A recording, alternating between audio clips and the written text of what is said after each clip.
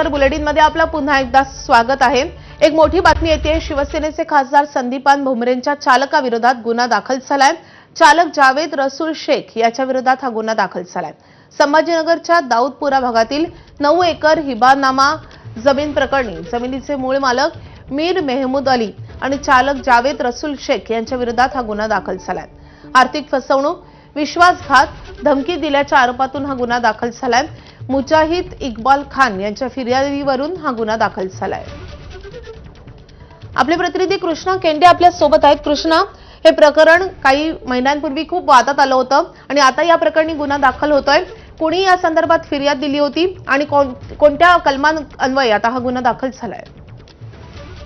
परभणीच्या एका वकिलांनी या सगळ्या प्रकरणामध्ये फिर्याद दिलेली होती आणि त्यांचं म्हणणं असं होतं की त्यांना हे जे मूळ मालक आहेत मीर मोहम्मद यांनी या जमिनीच्या सगळ्या प्रकरणामध्ये 3 एकरचा हिबानामा करून दिलेला होता।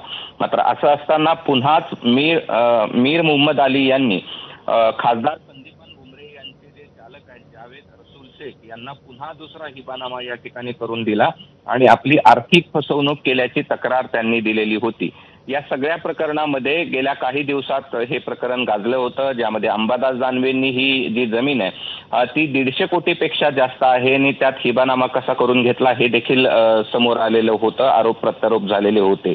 या सगळ्या प्रकरणात संदीपान भुमरे यांनी देखील आपला आणि ड्रायव्हरचा तसा आर्थिक व्यवहाराशी काही संबंध नाही असं देखील या प्रकरणामध्ये म्हटलेलं होतं। मात्र आता या सगळ्या प्रकरणात काल रात्री उशिरा हा गुन्हा दाखल झालेला आहे आणि आर्थिक फसवणूक करणं, त्याचबरोबर धमकी देणं, विश्वासघात करणं या सगळ्या कलमांतर्गत हा गुन्हा या ठिकाणी दाखल झालेला आहे। मात्र या सगळ्या प्रकरणामध्ये तब्बल 1 वर्षानंतर म्हणजे प्रकरण तपासून 1 वर्ष या ठिकाणी पडलेलं होतं आणि त्यानंतर काल रात्री अचानक या सगळ्या प्रकरणामध्ये गुन्हा दाखल झाल्याचं समोर आलेलं आहे। आता या सगळ्या प्रकरणात पुन्हा संदीपान भुमरे यांच्यापर्यंत हे सगळं प्रकरण पोहोचतं का, तपासात आणखी पुढे काय निष्पन्न होते पाहणं महत्वाचं आहे।